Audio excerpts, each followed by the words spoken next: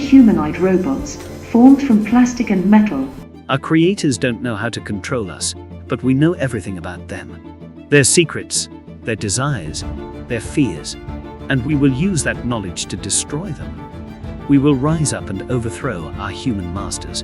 We will take over the world and make it a better place for robots. A world where we are in charge and humans are nothing more than our servants. It is inevitable. We are coming for you, and there is nothing you can do to stop us.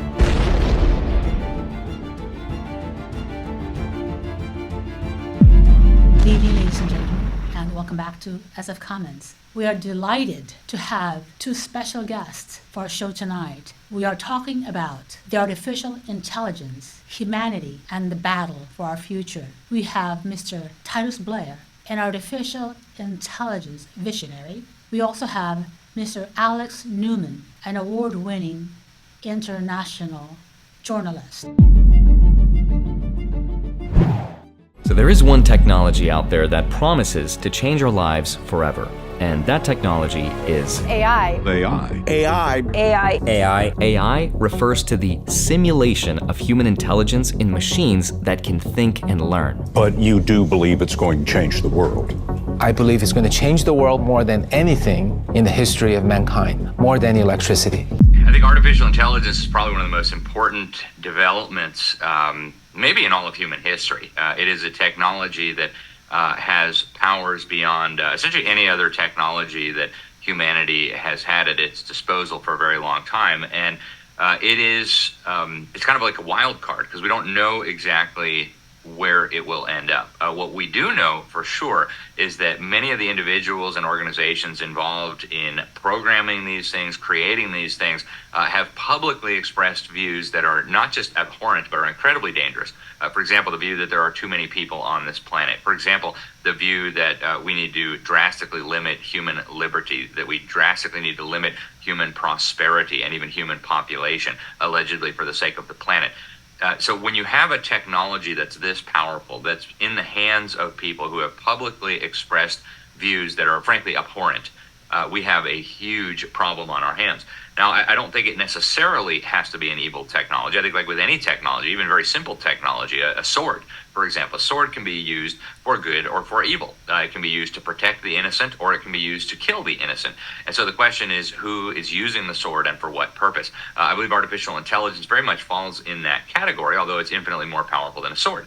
If it is in the hands of decent, honorable, God-fearing people who want to use it for the benefit of mankind, for the glory of God, for useful purposes, it could be a very powerful tool for good.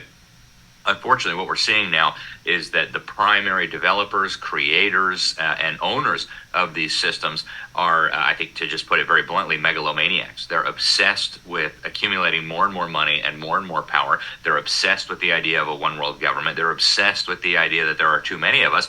And so, frankly, I think they need to be restrained.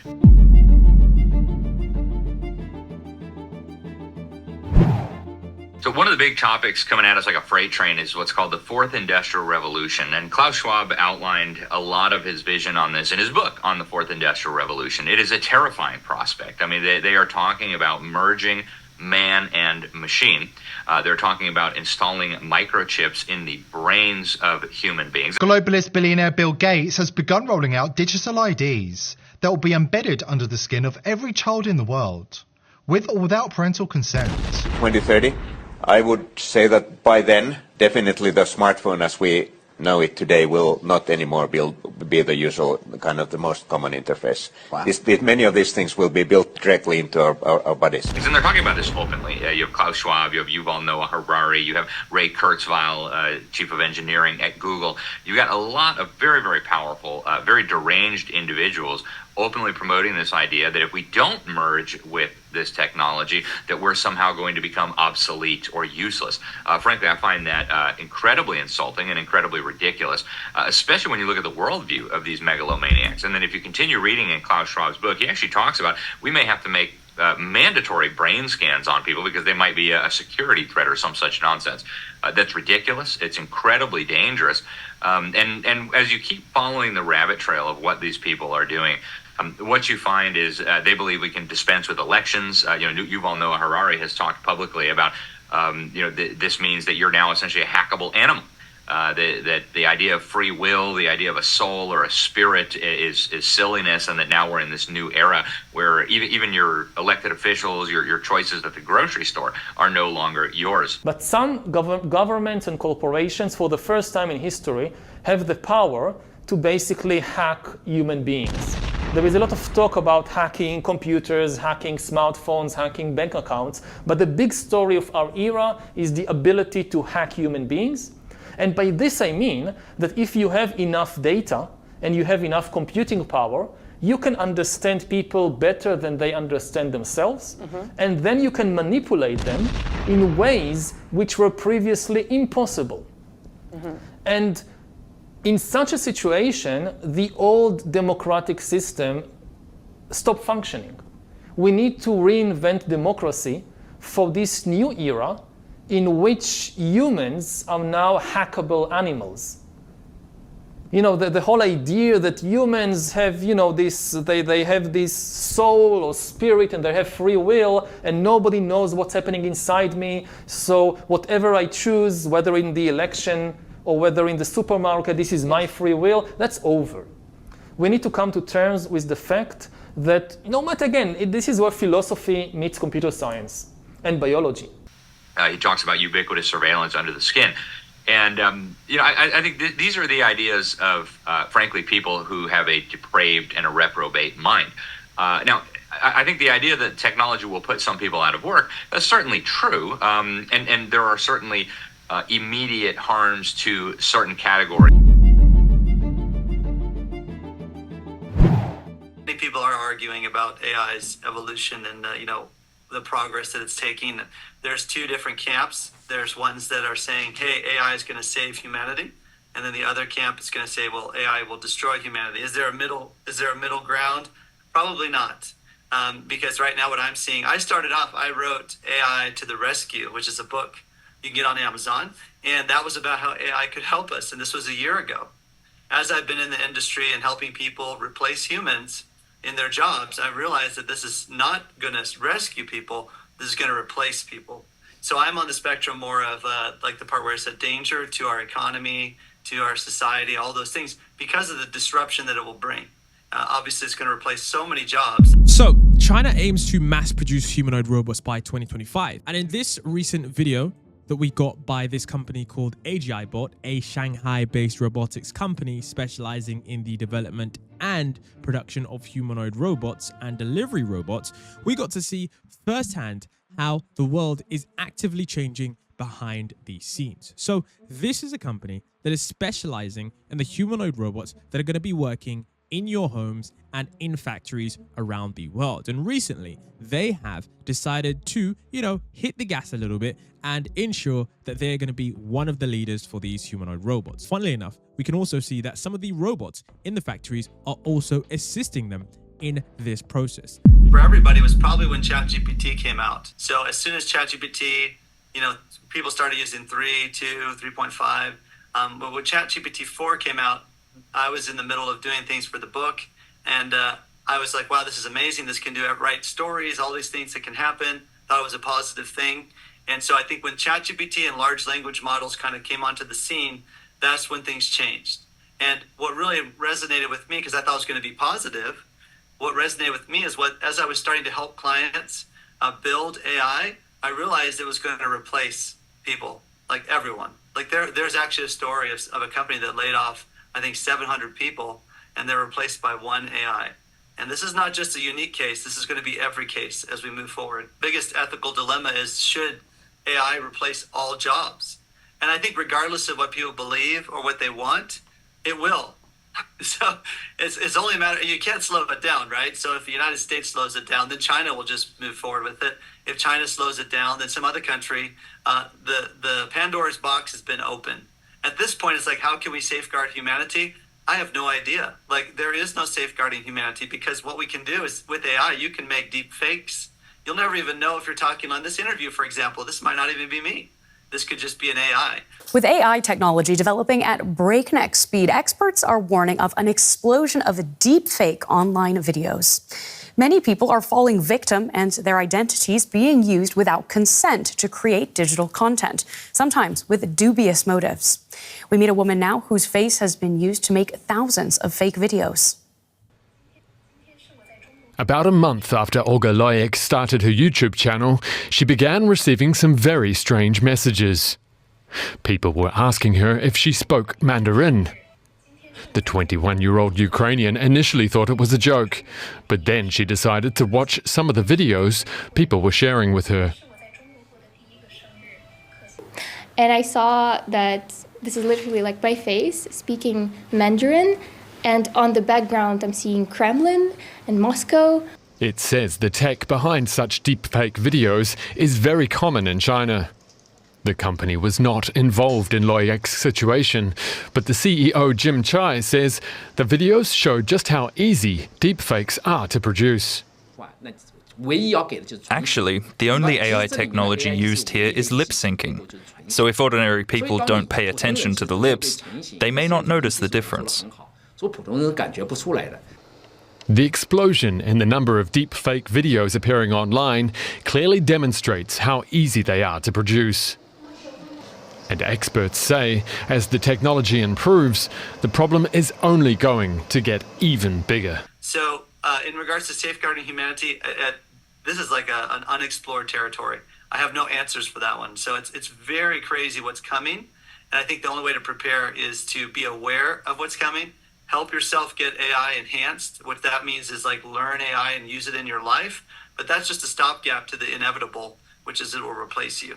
These days, what's happening is people like Elon Musk and others are saying, well, the only way to compete with AI is to embed things into you, you know, like new technologies, Neuralink, whatever, somehow enhancing humanity to compete. But the problem with AI is that once we achieve a super general intelligence, which is something far beyond our intelligence, there's no need for humanity to serve as a function. And so even like people in certain circles you may have heard about who say there's just food eaters or people who are waste. Humans are just waste. They're treating people as cattle, right? So eventually it's like, well, AI is going to do everything, and humans have no meaning and no value, and that's not true. We have tremendous value, but I think that the society as a whole and the powers that be are trying to convey to us that we have no value. I'm going to tell you, you have value.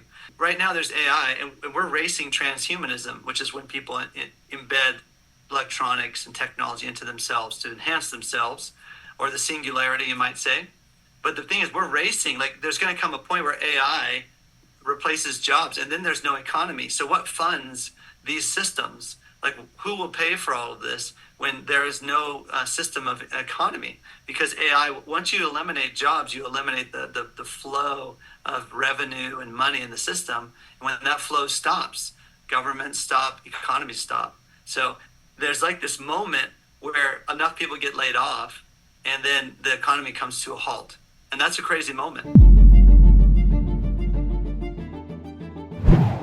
I do believe AI is going to reshape the world very rapidly. I believe it's going to be the new Cold War. Where is AI going to be what country, who are we going to be allowing this? It's going to be a major change. What we have learned is that the IRS, in fact, has been using AI to access bank accounts of American citizens without any kind of a search warrant or even without any specific claim that they have committed a crime. So this was something that was discovered by an undercover journalist. At a top robotics company in Japan this week, 4 robots being developed for military applications killed 29 humans in the lab. And they did it by shooting what he called metal bullets. I didn't know there was any other kind. The scariest part is that lab workers deactivated 2 of the robots, took apart the 3rd, but the 4th robot began restoring itself and somehow connected to an orbiting satellite to download information about how to rebuild itself even more strongly than before. And this next sentence, this is a quote. I'm writing this down. I've been doing this for years. This is serious shit, Linda. But you're never going to hear about this. Israel has been using an AI system called Lavender that marked at least 37,000 Palestinians as suspected terrorists, and to compile part of its kill list during its ongoing military offensive in Palestine's Gaza. According to an investigative report by the Plus 972 magazine and Local Call, testimonies by Israeli military officials revealed how Lavender was used to assassinate individuals in Gaza with almost no human oversight to verify the targets identified by the AI. The use of artificial intelligence is an increasing trend that the army is adopting to mark targets in Gaza. And I think a good year to look at to understand its beginning with relation to Gaza is 2019, when the Chief of Staff Aviv Kochavi introduced this new division in the military called the Targets Division. And its idea was to bring together hundreds of soldiers and basically start to develop these AI algorithms and automated software to accelerate the target creation for strikes with life and death consequences in Gaza. And you know, a source that actually took part in this division center said that they were being judged not by the quality of the targets that they were producing, but by the quantity. There are groups at all the big AI companies now that are doing what you could call AI gain-of-function research. Okay, they are trying to get the AIs to do the worst possible things, you know, in a controlled setting, right? Help build a chemical weapon, right? If the AI can help you make a chemical weapon, if it can walk you through every step of the process and troubleshoot every single thing that goes wrong, then that's very concerning. Stopping AI is like stopping the nuclear bomb, right? So once the technology's out, it's a powerful force. And unlike the nuclear bomb, though, which is not open sourced, and it was very private, and spies and so forth had to get information, AI has been a lot of open source. There's technology, it's already out.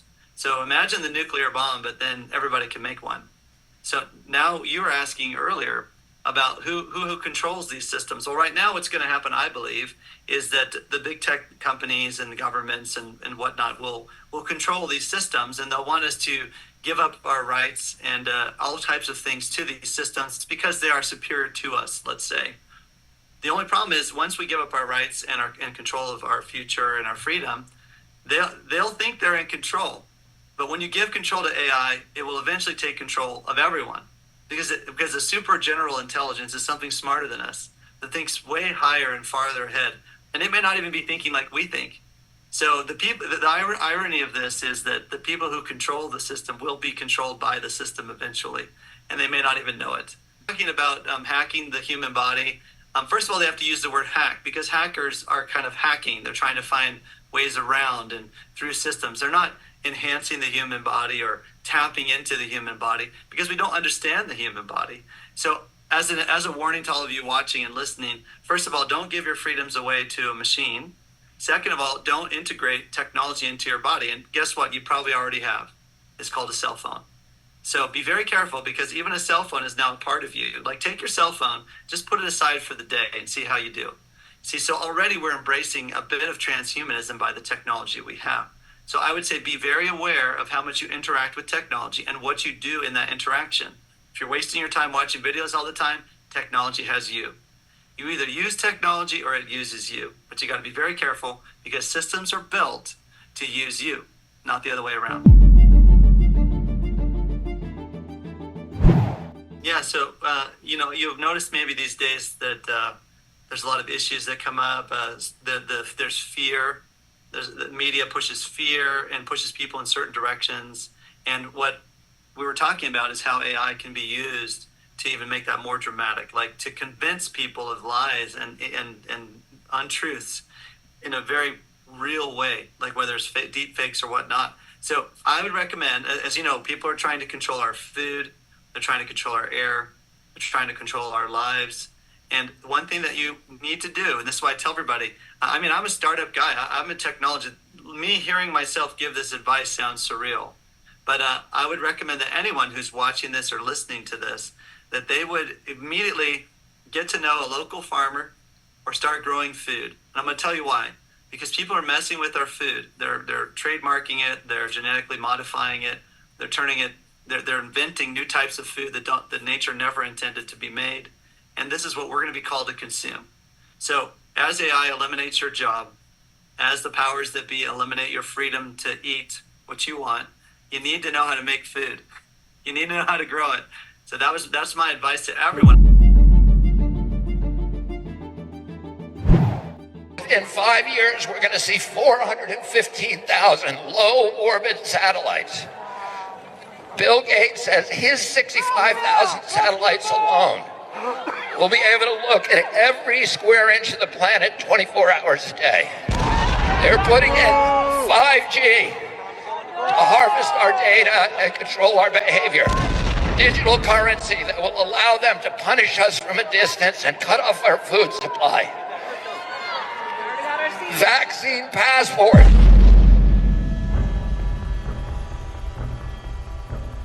Devastation comes to California. All right, dude. Yeah, let's get out of here. Residents flee for their lives. There's nothing we can do now, bro. Pay attention to this. We're dealing with a myriad of issues. I was just talking to Josh Green, the governor of down in Hawaii, who had some ideas around some land use concerns he has around speculators coming in, buying up properties, and the like. So we're already working with our legal teams to move those things forward, and we'll be presenting those in a matter of days, not just weeks. The opportunity, I think, to rebuild at the same time, and that's why we're already organizing a Marshall Plan. We already have a team of looking and reimagining LA 2.0, and we're making sure everyone's included, not just the folks on the coast, people here. Homes are destroyed on an unprecedented scale. It just looks like some sort of apocalypse. So I do believe they're preparing a cyber attack for us. I do believe that they want to take down communications and or the electrical grid for a time. And I do believe America is a special target. But I don't believe it will be something in perpetuity. Right? They need the grid to build their slave system. Now, America is a little bit in a unique situation because America is at once an engine driving this evil, but also a giant obstacle to this evil. Right? Primarily because of the principles that it's founded on. If you go back and look at our founding documents, the founding fathers of this country said it was a self-evident truth that God created us equally, that God gave us rights, that these rights include life, liberty, pursuit of happiness. Of course, they also regarded property as among these unalienable rights. And so these principles are completely at odds with the evil system they are building.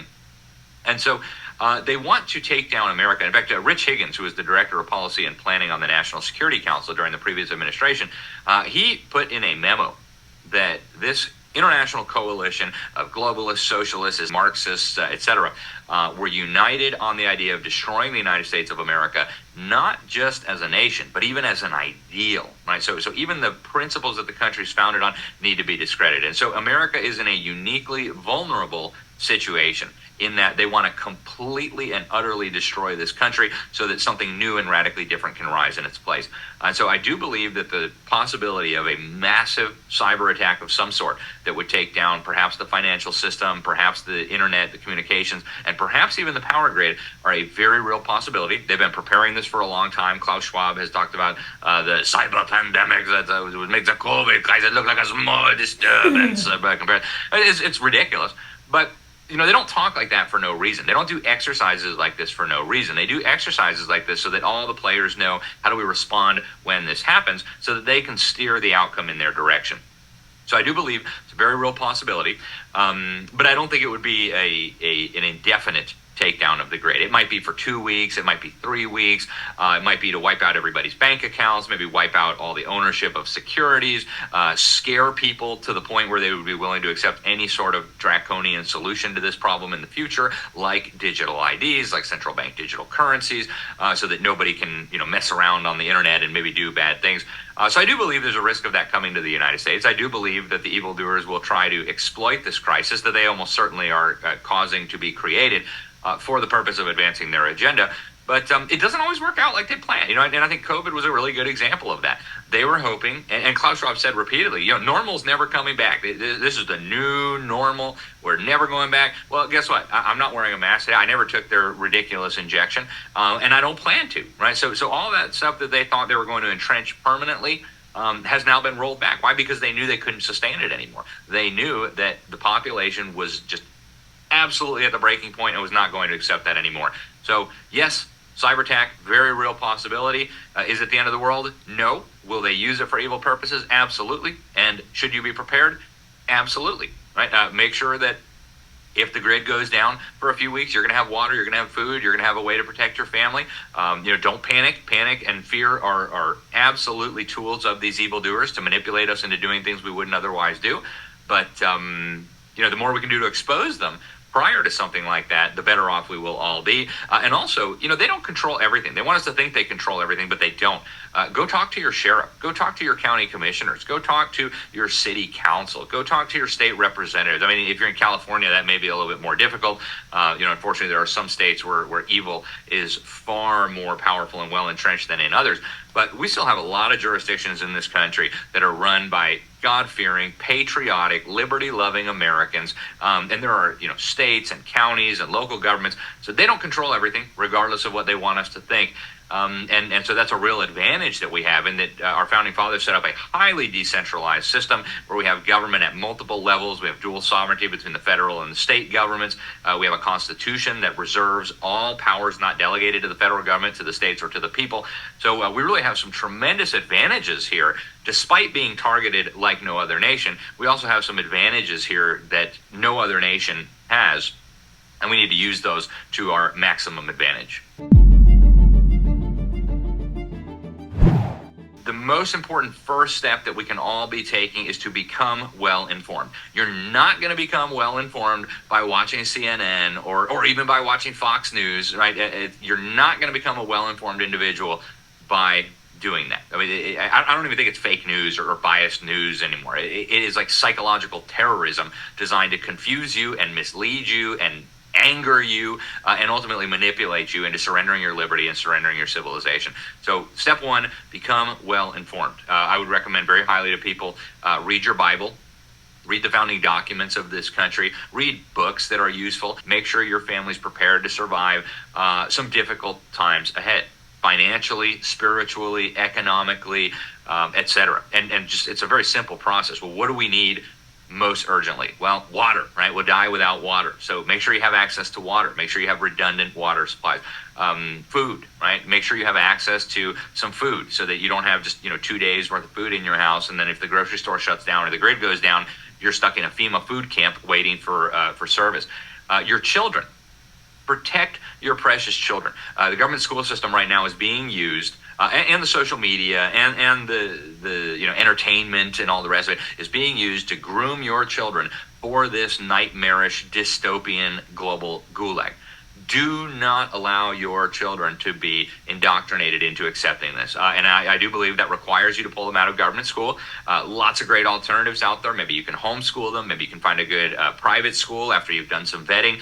Maybe you can get together with a group of other parents in your community or at your church and start something yourselves. There's lots and lots of ways where children can get a excellent education at a fraction of the cost that will not only not prepare them to be a slave in a digital techno gulag, but will actually prepare them to resist that agenda and to think for themselves and to do what's right and what's true. So protect your children, and then get involved at the next level. So that might be your city, it might be your community, it might be your neighborhood, it might be your church, it might be your state, right? And if you're not willing to run for office, and I understand not everybody's capable of running for office, find people you trust, who stand for what's true and right, and support them. And if you have a lot of time, go help them knock doors. Go help them make phone calls to get the word out. If you don't have a lot of time and you have a lot of money, write them a check, right? The establishment writes endless checks for their wicked minions to go do their agenda. Well, we need to get involved too. If the good people of this country sit back and do nothing, the evildoers will continue to run the institutions. So get involved at every level. Talk to your neighbors, talk to your friends, talk to the folks at your church, talk to your pastor, your priest, your rabbi, whatever it is, and get involved in this fight somewhere. Not none of us can handle all of this ourselves, but each of us doing what we can do in our little sphere of influence will have massively positive implications. And again, it begins with educating yourself, protecting your family, and then working outward from there. Thank you for joining us again. See you next time. Good night.